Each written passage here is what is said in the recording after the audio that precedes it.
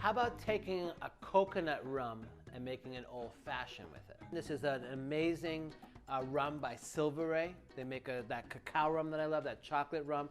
And I recently discovered that they have this coconut rum. And you know, you always get kind of wary because when I first started bartending, I would use that Malibu rum. I mean, it was artificially flavored. It was like you were drinking suntan lotion. So I can't tell you how amazing and refreshing it is to have a coconut rum that's really, really well made, not too sweet. It's actually lower alcohol, it's about 30%, but we're gonna make an old-fashioned with this, okay? So what we're gonna do is we're actually gonna take pineapple and infuse it into the coconut, okay? So what we're doing is really gonna play on that kind of tropical thing, but put it in an old-fashioned, okay? So we have a lot of different videos on this site that show how to do an infusion, the proper way to do an infusion. So I'm just gonna kind of like cut to the chase here, say that you would fill any jar that you have 3/4 of the way with pineapple, cover it with rum, let it sit for 7 to 10 days. But the secret ingredient to this that really kind of takes it to another level is making my own bitters. And people are like, oh my God, making my bitters, it's just such a fiasco, it's so much work. But you have this really amazing shortcut. This is really should be under our hacks because what you're doing is you're taking Angostura bitters, which is, by the way, from Trinidad. So it already has these kind of island tropical barks and spices and cinnamons. And you're just going to infuse it. So what I do is you got to take strong things, curry, smoked tomatoes. We're going to use candy cap mushrooms that were discovered 20 years ago in Marin County.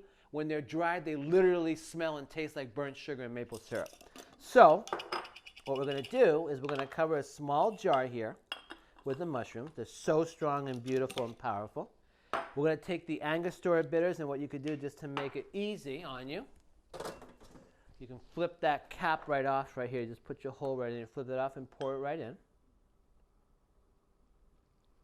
And here's the deal. Because those are bitters, because they're strong, all of that, let's let that sit for 3 to 4 weeks if you can. I know that if you might not have the preparation for this in quick time, if you just want to use regular bitters today, it's still going to be great, but this cocktail is going to take you about at least a week to prep. But if you have about 2 or 3 weeks for the bitters, perfect. So we're going to let that sit. And then always as an old-fashioned, we're going to build it in the glass. So what we're going to do is we're going to put 2 ounces of the spirit in the glass. Now what's so interesting is people couldn't believe this is 7 years into bartending, I used pineapples for the first time in a drink. And people are like, what are you talking about? And I'm like, well, it wasn't local. I was so in the mindset if it wasn't local, I wasn't going to get it. If it wasn't seasonal, I wasn't going to get it. So it wasn't until I was in Tahiti working on this project that the pineapples were incredible there, and I made some cocktails with them. But now I'm very much of the mindset of kind of fusing the global with the local, like taking these incredible global things that we can't get, but putting the local stuff with them. So here we go. We've got the 2 ounces in that. Believe it or not, even though you think it's going to be super sweet, we're going to use just a tad, and this is an agave syrup. I just happen to have it in a Cappelletti bottle, but it's a 1-to-1 ratio of agave nectar to water. I already have this on the channel here, how to make a simple, quick agave syrup, especially when you're in a pinch. And we're just going to do 1/8 of an ounce of this, okay? And then we put the Angostura bitters. And what I like about Angostura, you know, when I was first learning these classic cocktails, people were doing a couple dashes, and I was like, ooh, that's a lot, okay?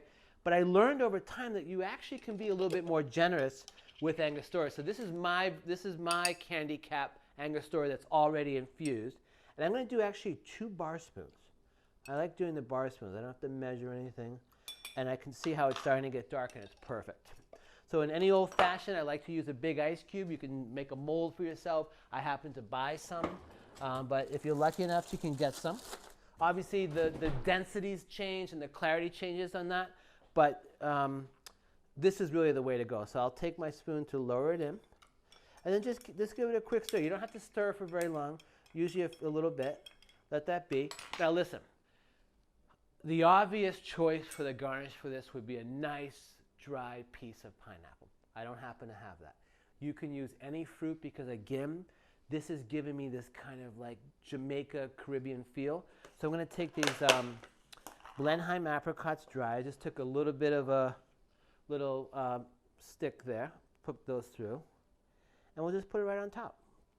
And now but I definitely feel like dried fruit is the go-to garnish for this. So there you go. This is a pineapple-infused coconut SelvaRay rum with candy cap mushroom bitters, okay? Let's take a sip here. I can smell the apricots before I even taste.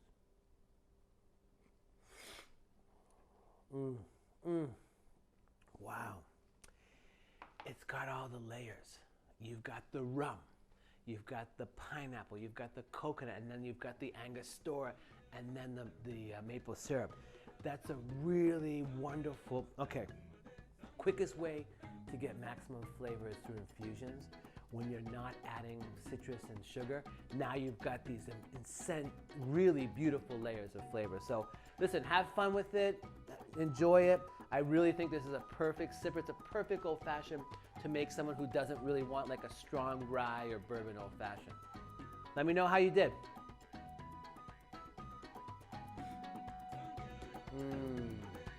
Wow, beautiful.